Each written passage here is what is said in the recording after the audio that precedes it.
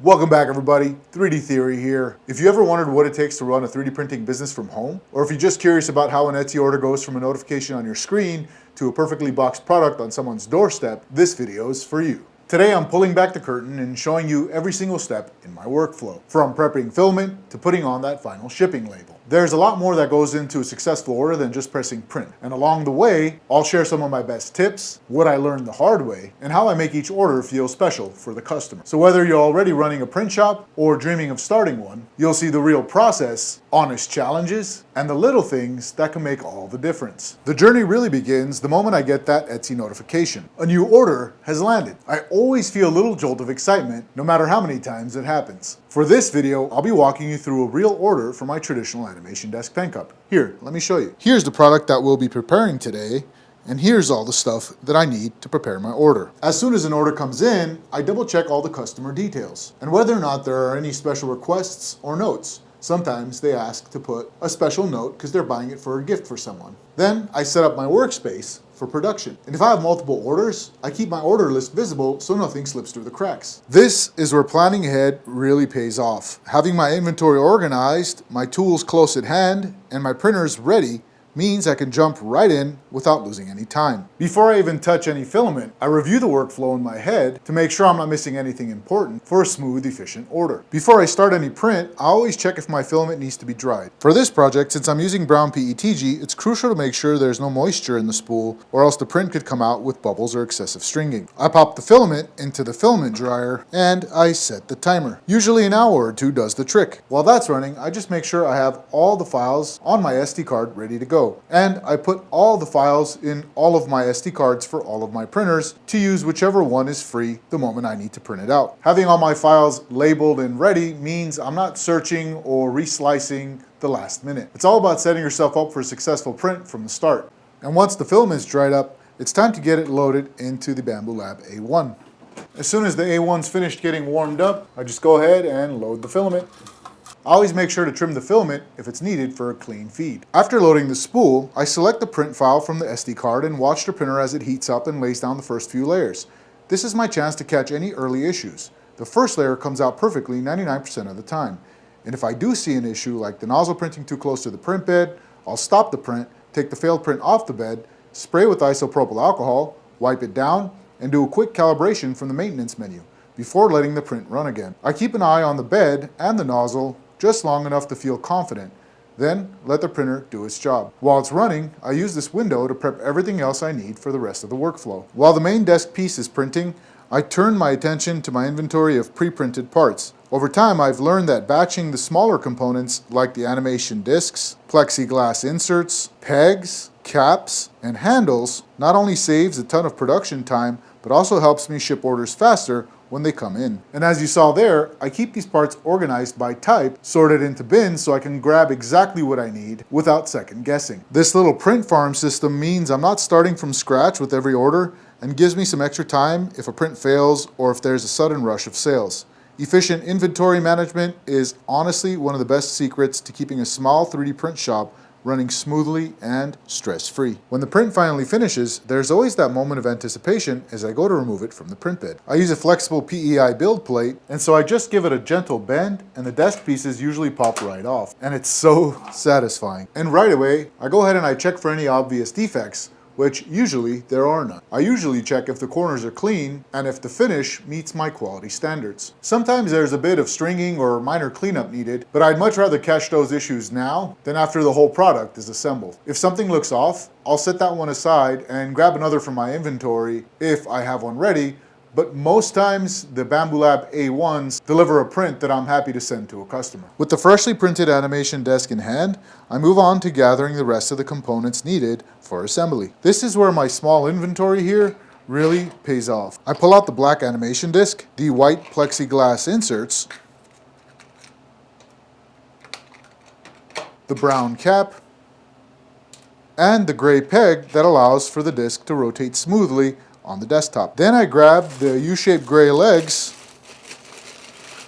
and I'm ready to assemble. And lastly, I grab the 6 handles for the 6 drawers. And I do have to make sure that I grab 3 left ones and 3 right ones. And now I'm ready to assemble. Each piece snaps into place as I've designed them to be friction fit. Putting in the peg to the animation disc requires some pliers to snap into place just like that for a snug fit. Then I simply press in the plexiglass insert just like that. Then I grab the desk and push it through the hole I've made on the desktop.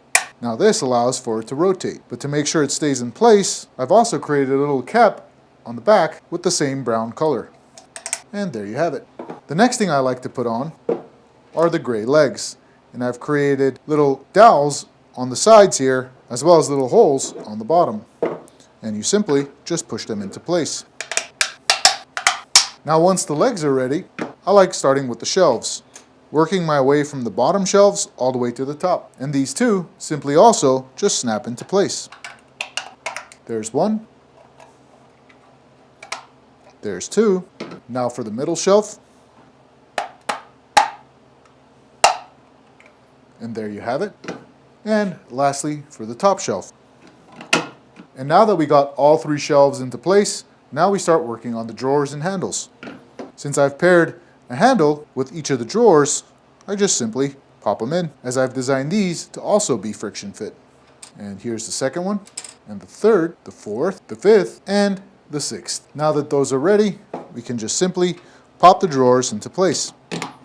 That's one, that's two, that's three, that's 4, 5, and 6. Now this animation desk pen cup is ready to be shipped. It's always so satisfying to see the whole product come together from so many individual pieces. Once the desk is fully assembled and has passed my quality check, I shift into protection mode to make sure it reaches the customer in perfect shape.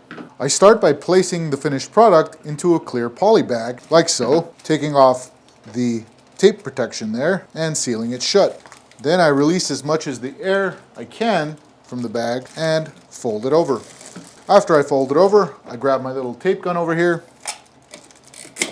and make sure it stays folded. And once that's done, I grab a bubble bag and slip the animation desk that's wrapped in the poly bag into the bubble bag. And by the way, this bubble bag is recycled from when I get filament, which is great for sustainability. And I grab my tape gun again and make sure it stays folded. Fold it one more time and put a little tape again to make sure that side stays folded as well. Now that I have this wrapped, I'm going to move on to assembling the box. So here's my little white box I use to ship my traditional animation desk pen cup in. I grab my larger tape gun here and I neatly seal it shut on the bottom, but I leave the top open so I can stuff it with some shipping paper. Again, the shipping paper that I use is recycled from shipments that I receive. So I grab a little, crumple it up, put it on the bottom. I grab a little more, crumple that up, and put that on the bottom as well.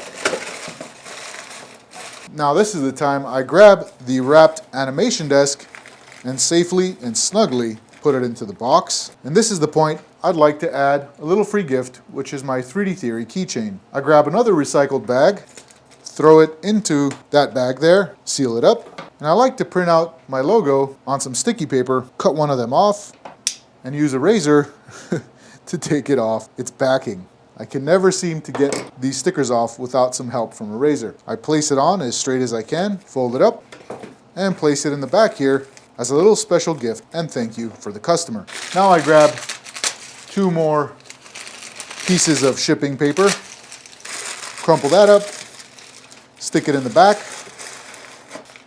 and crumple it up again for the second piece and stick it on the side.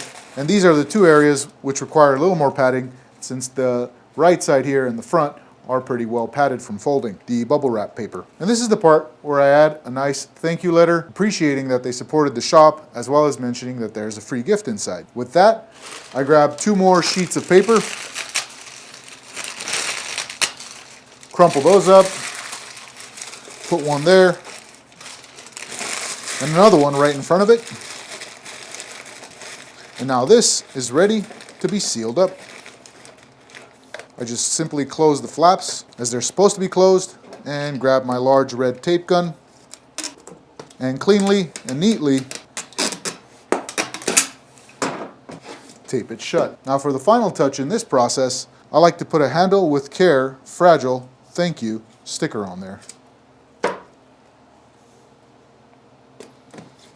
And the product is now safe during shipping. By the way, if you guys are interested, this is a 7 by 7 by 5 inch box. And lastly, I just want to make sure that I'm on weight. Usually it's around 12.5 ounces to 13 ounces. And this comes out to exactly 12.5 ounces. And finally, I head to Etsy to print out the shipping label. I double check the customer's shipping address, and I just simply stick the shipping label right on the front here. Packing up and shipping out every order is always satisfying. It's not just about getting a product out the door, it's about delivering something that's handmade with care. Every step, from drying the filament to adding that thank you letter, is part of making the experience special for the customer. Sometimes it's a little chaotic behind the scenes, but I genuinely love the process and the connection it creates. And when you get a good review, you know you've done something right and brought joy to someone's day. So if you're thinking about starting your own Etsy shop, or you have questions about workflow, packing, or 3D printing in general, drop them in the comments below. I always enjoy hearing from you.